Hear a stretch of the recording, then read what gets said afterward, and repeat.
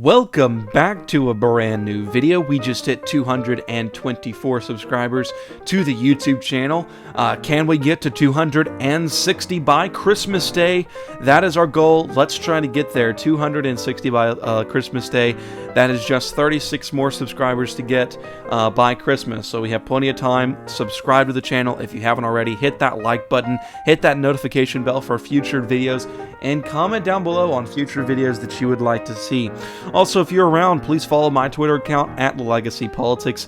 Some good information coming from here. And my Instagram account as well, at Legacy Politics as well. This is mainly to tell you what videos have been posted. For Twitter, it's a lot of my insight on current things that are happening. So guys, 260, can we get there? Well, I hope we can, but first off, I just want to thank you for your support. I got another email from YouTube today that says we've been increasing by 3.6k views on the channel, so thank you so much, guys, for that. I really appreciate it, really appreciate the support. We're trending in the right direction, and we're just going to keep going up and see how far we can go up. If we can get some good feedback on what we can make the channel in 2021. So I'm asking for your feedback, what you want the direction of the channel to go in 2021 as we get ready for the midterms in 2 years. Today we're going to be talking about the impact that social media had on the 2020 election. We're going to be talking about that. And so, yeah, this is your Monday edition, so sit back, relax, and enjoy your Monday edition of Legacy Politics.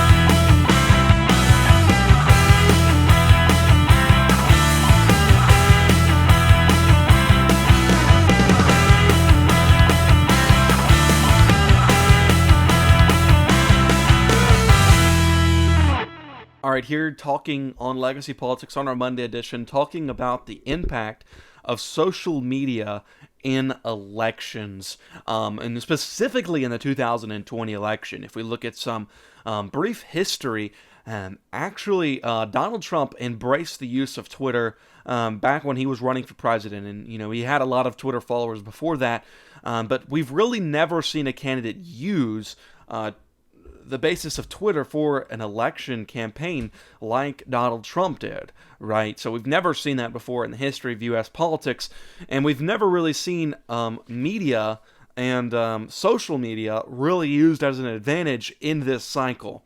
And let me just give you some numbers here just so you can understand the weight of this. 72% of voters use social media, right? So 69% use Facebook. Now, Facebook is probably the worst social media you could use if you're in an election, and a lot of my friends call it Fakebook because it's just so fake. Most of it's just dumb. It's just horrible. But, and I want to be careful because I'll probably be censored on here, but it really is, and it's sad. It really is. It's just sad what people have done to influence this election, and we've never seen an election cycle where influencers has really been or candidates have really been basing their grounds on influencers. Donald Trump may base his grounds on Kellyanne Conway. Not Kellyanne Conway. Candace Owens. Kellyanne Conway. Good grief.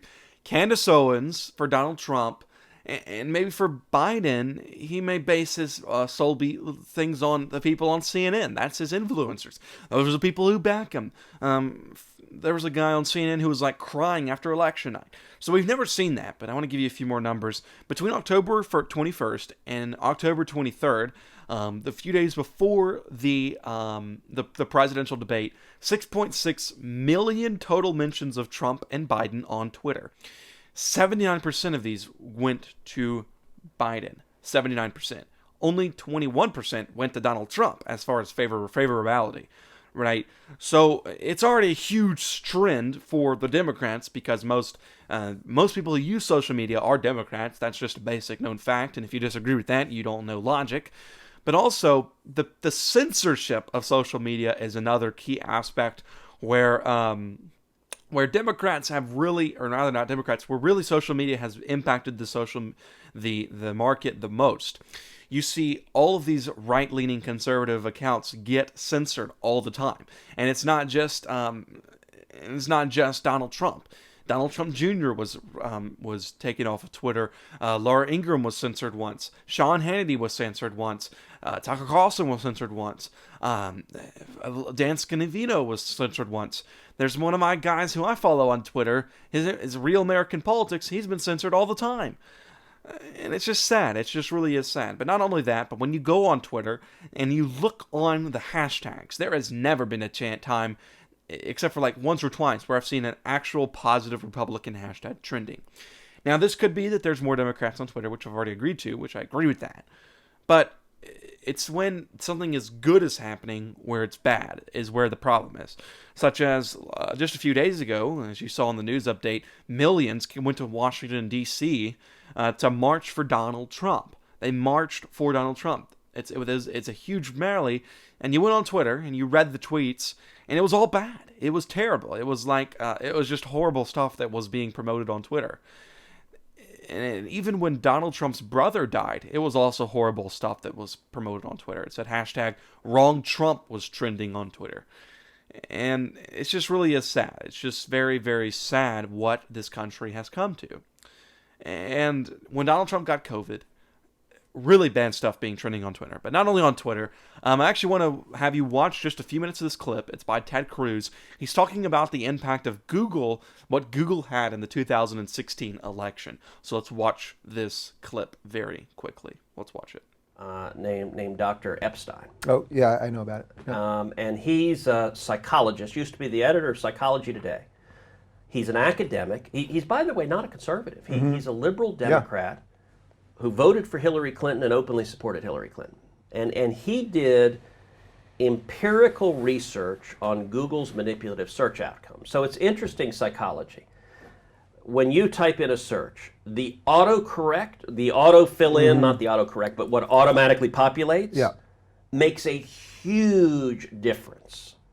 And the first few stories that come up make a huge difference. And there was a dramatic differential between when you typed in Hillary Clinton, it would auto-populate good things. Yeah, all good things, yeah. When you typed in Donald Trump, it would auto-populate bad things. And the stories that would come up would be predominantly good stories for Hillary, predominantly bad stories for Trump.